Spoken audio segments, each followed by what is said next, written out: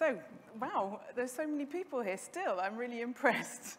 Yeah, thank you for being here, and thank you for inviting me. And Kanta, I know you can't hear me because you're on a plane, but thank you for bringing me here. Yes, so I'm going to talk about the machine as alien ethnographer. I was thinking about the work that I do. I have a technical background, but I'm a working artist now and using technology in my work. And it seemed that machine as alien ethnographer seemed to kind of speak about what I tend to do. So originally, I was working in the Intelligent Systems group at University College London, which is when I met Kanta. We were both working on genetic algorithms at the time.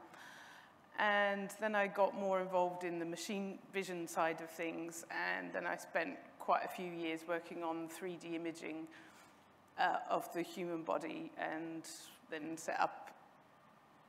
worked in commercial R&D, and then set up a company to do that. And then after some time, when we sold that company, I suddenly thought, actually, there's this whole other side that I want to explore, and I decided to study fine art, which I did at Central St Martin's in London, and then more recently at Goldsmiths College in London.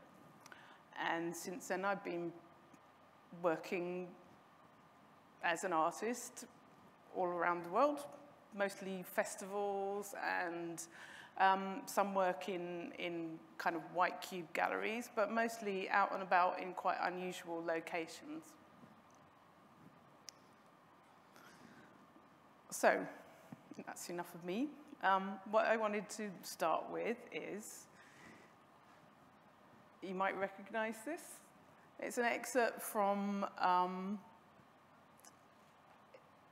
ancient encyclopedia called the Celestial Emporium of Benevolent Knowledge, in which it's declared that animals can be categorized into exactly 14 categories. So those that belong to the emperor, those that are embalmed, tame, suckling pigs, mermaids or sirens, fabulous, stray dogs, and this one I really like, included in the present classification, frenzied, innumerable, drawn with a very fine camel hair brush, etc.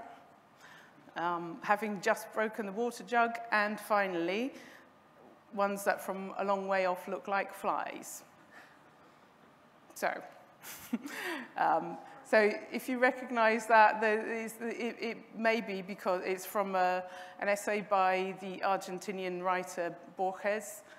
And if you haven't read anything by him, then you must, because he's absolutely brilliant. Some of them are just half a page long, and in that half a page, he can set your mind off on amazing journeys. Another place you might have seen it is in Michel Foucault, the philosopher, in his book, The Order of Things. He talks about this, not because it's amazing and absurd, but he says that this short passage shatters our usual way of thinking. And in this amazing exotic taxonomy that Borges presents, it's not just the charm of that alien taxonomy, it's actually that it suddenly makes us realize about the limitations of our own thought. And so that's kind of the background behind what drives most of my work. This idea of thinking, kind of trying to think outside of usual ways of thought. And there's quite a big philosophical movement in the last 10 years or so, which has got various titles of anti-anthropocentrism, or the post-human, or the non-human. And it's generally, these schools of thought are about taking the human from the center of thinking and reconsidering what it is to be human. Some of it is technologically driven. So the idea of trying to remove this idea of rigid boundary between human and machine, or generally the tools that we use, and we're not just human, and then the machine is this other thing. We have an extended self that makes use of those things, even some technology as simple as a pencil, or the more sophisticated technologies, which actually, I meant to set my timer, you know, this technology that is an extension of ourselves too. So this is the idea of breaking down barriers, not just in human machine, but also all sorts of categories that get projected onto us, like gender and sexuality and ethnicity and all those things. So trying to think outside of those boundaries and what it might be to move those.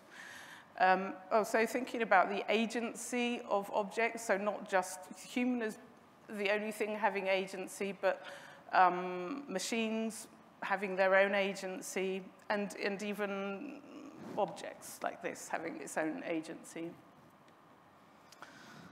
So this is obviously, in anything, you're always applying some kind of assumptions and biases, but it's kind of shifting those assumptions and biases in different ways and seeing what emerges. So finally, some of my work. This is just a little example of it. This is a commission that I had in 2013. There's an organization called Secret Cinema in Britain, and they choose a kind of usually quite a cult film, and then they stage this incredibly deep, intensive, immersive experience that you sign up to this. You don't know what the thing is going to be or where it's going to be, and then at the very last minute you're told of the secret location that it's going to be. So they invited me to do this thing for the film Brazil, and I hadn't ever seen the film Brazil, and they said, great, we don't want you to just be too much following the film, but these are the themes that we want you to think about. So I made this thing with these giant eyeballs. So this was projected enormously with this giant tank of giant eyeballs that kind of bobbed around, and then they follow the people around, and they bounce off each other, and kind of you can see their pupils dilating and so on. So the idea of that was really thinking about, these alien objects are kind of looking out at you and as if they're sort of wanting to interact somehow. This was also at the Error 415 Awards in San Francisco, and there it was projected like about 12 meters wide on the side of a building, which was great fun for me.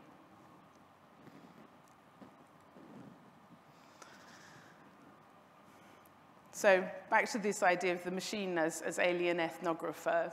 So my work tends to be, it's about a non-human entity exploring the human world, attempting to provoke you as an audience member to play, and also it's about the machine creating on its own terms. So if that's possible, the idea that a machine might be creating things that are not controlled by a human, and if a machine might have its own aesthetic.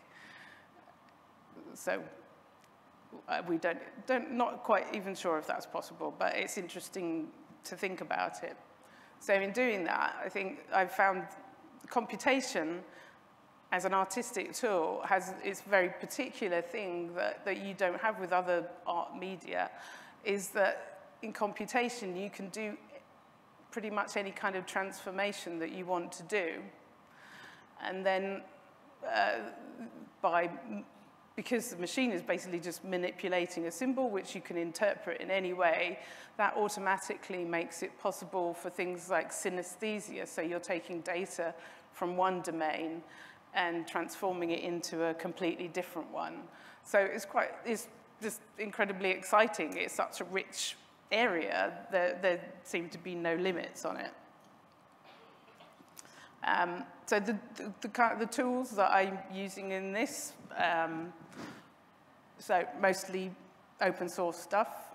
I work a lot with openFrameworks, C++, and increasingly with Python, because Python's brilliant for natural language processing, and I use a lot of open data sources, and lots of, so I was going to do a demo, but I'm not actually going to do that today, but normally I'll be using a lot of sensors and actuators as well in the work.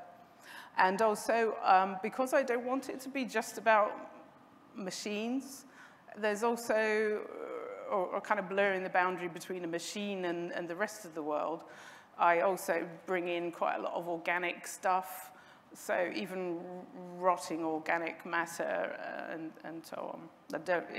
I'm not interested in slick.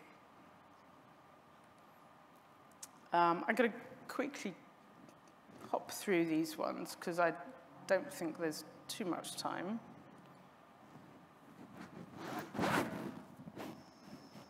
I'm going to hop through to some more recent stuff. Yeah, so one of the other things I'm interested in is in the kind of the discourses around AI and in like popular conceptions of it, and also how the media treat it. And this was a piece of work I did 2 years ago, because I'd been looking at media output about AI, and I realized there were so many stories that were hyping it and trying to instill all sorts of fear into everybody. And there seemed to be kind of 5 different categories of the way that the media would report about AI. So eventually, I was collecting these headlines together, and I decided to make a piece of work about it. And the categories seemed to be, number 1, will a robot take my job? Number 2, would you have sex with a robot? Number 3, it was about AI ethics. And number 4 it seemed to be about kind of how AI would relate to the rest of the living world. So I saw that there was, at the time, the Dutch police had been training bald eagles to take down illegal drones. And the final category, there was an article in IEEE Spectrum about what Alan Turing really thought about AI. So I collected these together and decided to build 5 little robots that would each be an actor and act out one of these headlines. So this was a show that I was involved in called Technology is Not Neutral. With these, so these are the 5 little robots that are moving around. So I designed and programmed each of them with various different capabilities to kind of try to embody those headlines. So there's this one here is the Google AI. Sorry, I need to go back to remind myself what the headlines were. Yeah, so this was an article in the UK's Daily Mail called Google AI Ethics Board Remains a Mystery. And so the kind of the little policeman there is representing the Google AI Ethics Board. On the right, would you have sex with a robot? It was this little thing that it had a sort of a capacitive touch sensor shell, so that if you stroked it, it would emit kind of cooing sounds. The second from the right actually, it's hard to see in this light, but it's kind of piled up with hundreds of tiny little figures of people. That's the will a robot take my job? And in fact, on the BBC Online, you could actually type in stuff about your job, and it would give you a percentage likelihood that your job would be taken over by a robot. And mine was luckily quite low, which was only 4%. And then, so there's, in the middle, there's the trained bald eagle taking down a drone. And then on the left here is Alan Turing.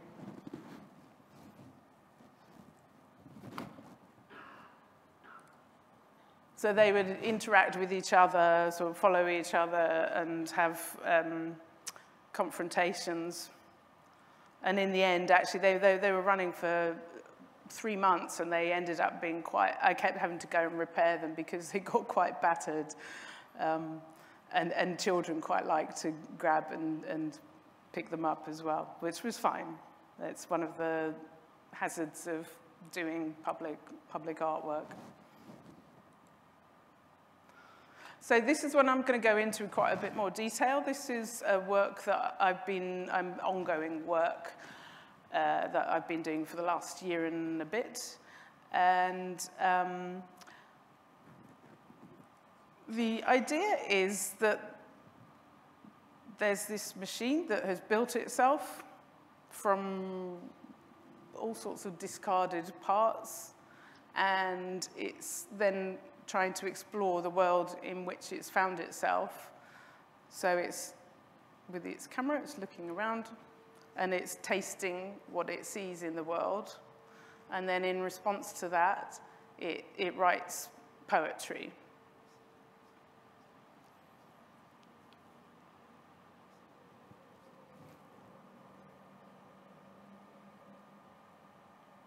So there's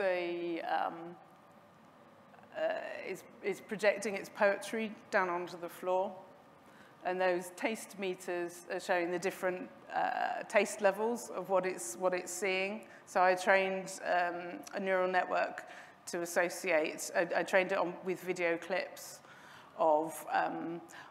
It's all based around this idea of something generating itself from rubbish or discarded things. So I trained the neural network on rubbish heaps, compost heaps, rotting and discarded things. So I assigned different taste values to the different types of rotting stuff.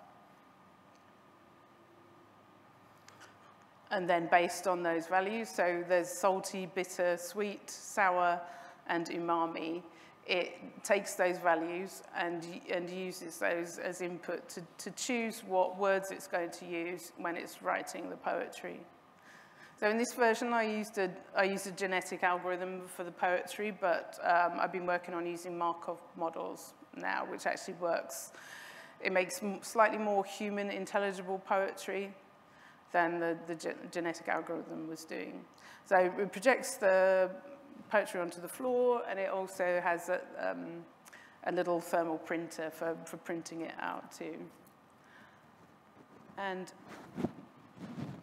now I'm going to see, right, it should be running here. Yeah. So that's what it's seeing at the moment. And, oh.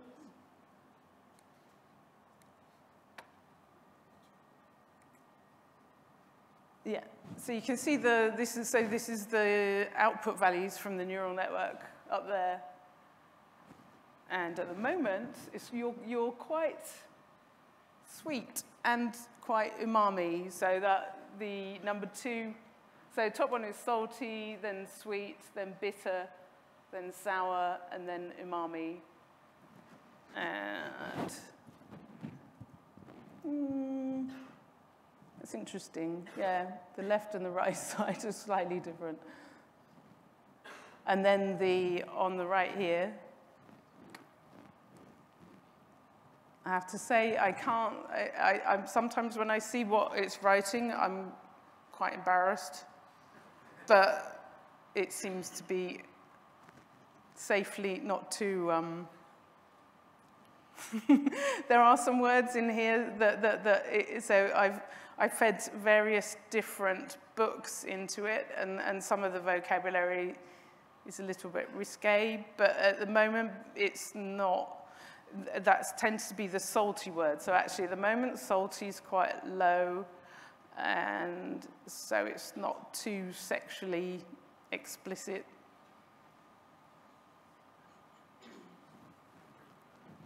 So I'll go in a little bit more detail about how I built that.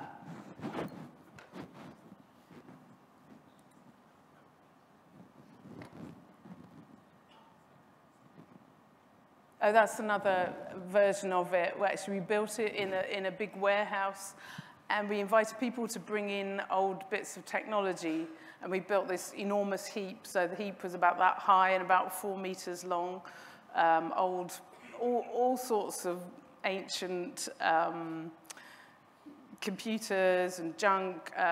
There was some Commodores, and at the end, we invited people to come. They could take stuff off the heap and take it home if they wanted to.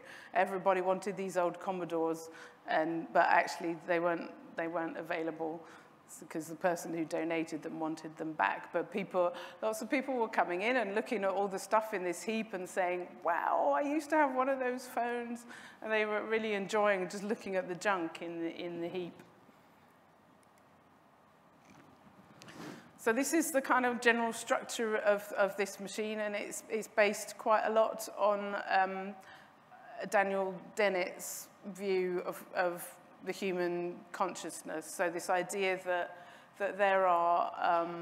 there's no centralized control over the thinking, and there are these greedy processes that are seeking input and producing their output without an overall controlling structure. So in this example, so I have various ways that the machine can take input, and it processes it and stores those in internal states. And then there are these processes that will express the machine's inner states based on the data that it's consuming, and then feeding that to various output devices.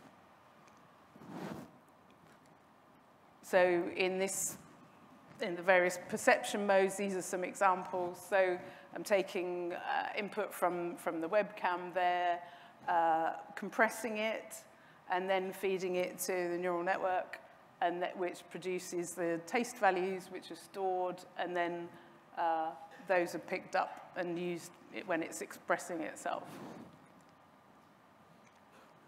And this is the structure, how the Markov model that you were seeing the output from is working. So I trained it on various text sources, which then feed into the production process. So it's based on the probability in whatever the text inputs were. When it's producing a new piece of output, the words that it chooses in the next step depends on the probability of what was fed in the source texts. I also make use of an extended vocabulary, so depending on what the current stimuli are, it will choose vocabulary from different categories of data. So the sweet words are chosen from one vocabulary set, salty, bitter, sour, and umami, and so on from different vocabulary sets. So the umami words are taken mostly from technical sources. So, for example, programming in C++ by Paul Churlian, some of the words from that, those have gone into the umami vocabulary set. And I particularly like words like that have meaning in normal usage, but also have very specific technical usage, like void and member and private and overload and so on, which produces the kind of ambiguity of those, produces quite interesting text. And I'm running out of time, so just finish off. Where I produce these artworks is incredibly varied. Sometimes I work in woodland and parkland, and that's just a nightmare in terms of trying to get this equipment into these places with no power sources. So I've had connects and Macs up in trees and using enormous portable battery sources to try and get these things working. And there are particular challenges in various, like working in a heritage property where you're not allowed to drill into walls or anything like that. Each time is completely different.